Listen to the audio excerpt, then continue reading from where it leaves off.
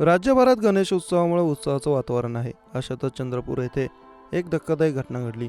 विद्युत तारांचा स्पर्श झाल्याने 4 जणांचं निधन झालं आहे, तर 2 जण गंभीर जखमी झाले. शेतामध्ये खत टाकण्यासाठी गेले असता 4 जणांचा मृत्यू झाला. या घटनेमुळे गावावर शोककळा पसरली आहे. मिळालेल्या माहितीनुसार ही घटना ब्रह्मपुरी तालुक्यातील गणेशपूर मेंढकी इथं उघडकीस आली.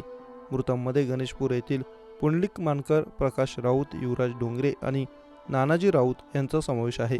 हे सर्व बुधवारी सकाळी शेतात खत टाकण्यासाठी प्रकाश राऊत यांच्या मालकीच्या शेतात गेले होते. मात्र अचानक विद्युत तारेचा स्पर्श झाल्याने त्यांचं निधन झालं. या शेताच्या बाजूला जंगल आहे, त्यामुळे वन्य प्राण्यांपासून बचाव करण्यासाठी कुंपणात जिवंत वीज प्रवाह सोडण्याचा प्रयत्न करत असताना ही दुर्घटना घडल्याची प्राथमिक शक्यता वर्तवली जात आहे.